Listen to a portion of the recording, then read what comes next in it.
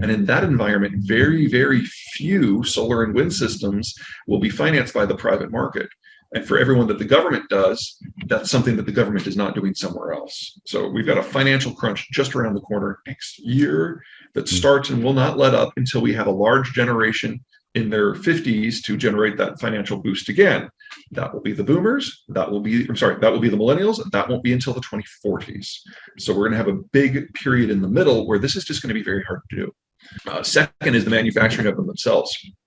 Right now, solar panels are assembled in China. Now, there's nothing about that technology that prevents it from being relocated. We've been making solar panels in various qualities since the 70s. But making the actual solar cells is the easy part. Assembling everything requires fingers and eyes. You can't automate that. America is too expensive. Mexico is too skilled. So we would need to find another country that we can kind of fold into the network to make that happen. If I was a betting man, I would say Colombia.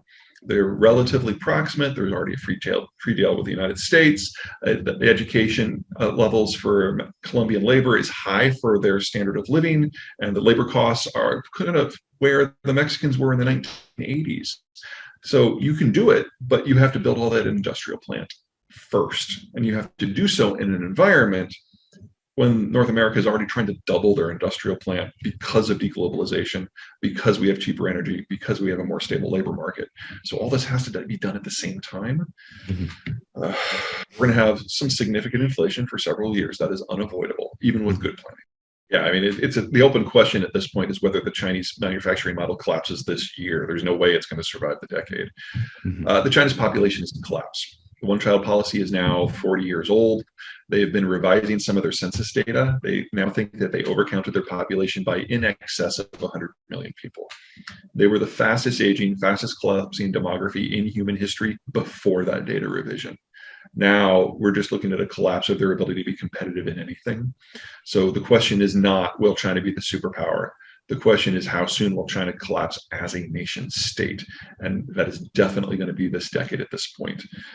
We also know that because of the Ukraine war, the Chinese are likely to get less stuff from the Russians than they did before, because most of the stuff that China imports from Russia comes from Eastern Siberia. The Russians don't have the technology to operate the fields in Eastern Siberia, and all the foreigners have left. So those are all shutting down. So China is the big loser from most of these shifts, whether it's the Ukraine war, or deglobalization, or depopulation, or populism. They're the farthest away from where the raw materials are coming from. They don't have a navy that allows them to go out and get them themselves. They are completely at the United States' mercy for the success or failure of their system. And the Americans just are done doing that sort of heavy lifting. Two things. Number one, the Americans aren't happy unless they're stressed about something. And it's easy to stress about a boogeyman. We were stressed about the Soviets until they collapsed in a day. Most of us didn't see that coming. So China's just the next iteration of that. Same thing with Japan. Also, we've had the perfect environment for the Chinese for the last 50 years, especially in the post-Cold War system where the United States was holding up the ceiling of globalization and maintaining market openness without a cost. And so a lot of countries, whether it's in Europe or Asia, have really done well in that environment, but it's all dependent on the United States continuing to do that. And we're not anymore. And let me give you a third one real quick that's not demography and not manufacturing. Where'd it go? Sorry, slipped my mind. Oh, finance, thank you. Oh my God. Okay. So with the baby boomers being mature, but not retired yet, we have been in the greatest capital bubble in human history with capital costs being the lowest they've ever been and capital systems being the most liquid. In that environment, when cost of finance is no longer really an issue, everyone builds out everything, because it makes sense if interest rates are 1 versus interest rates being 10. And in that environment, China was able to develop with a speed and a fervor that no country in history has ever been able to contemplate.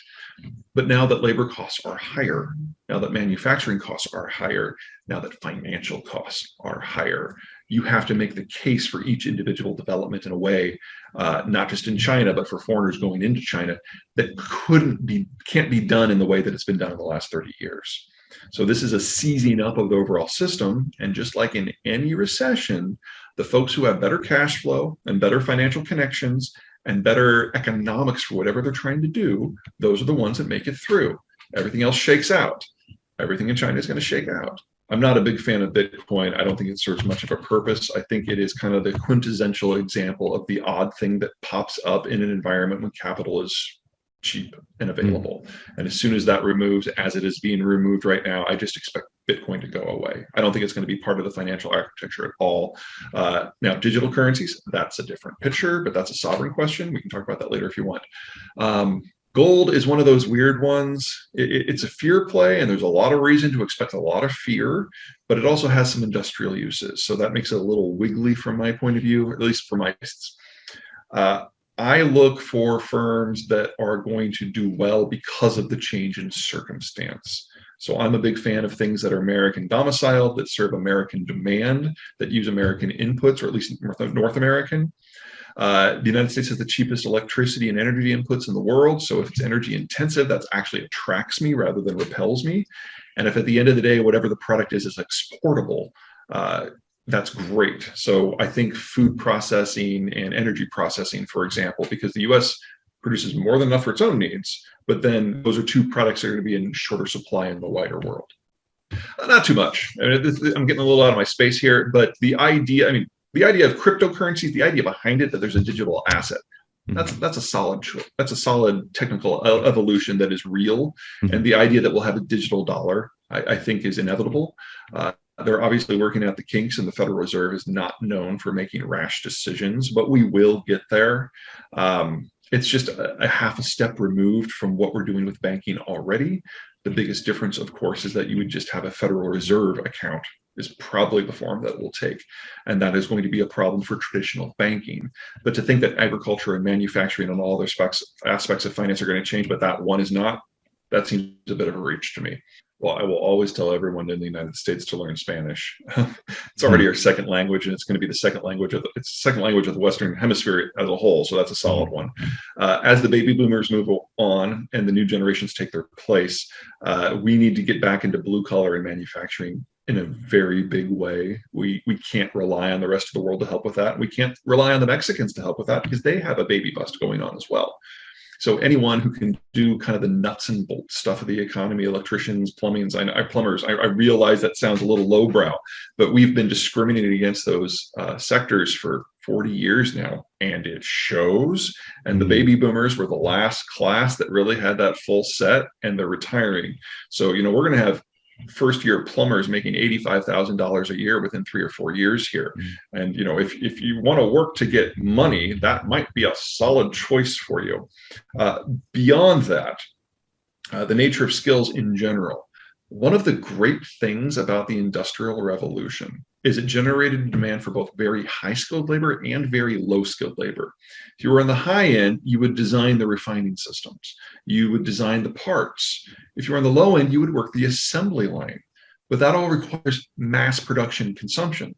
That world's going away. We're going to have a lot smaller runs of things that are going to have to be adjusted on the fly. And the technologies that look most promising, things like 3D printing, computer design, machine shops, that is where the future of that will be. It'll be a more irregular thing because you're not just churning out the same part for hundreds of millions of product. What you're making is going to change every week, but the value add of that is huge. So that's where the big jobs of the future are going to be, that kind of micro manufacturing, custom manufacturing work. And again, I hate saying this, New Jersey's perfect for that.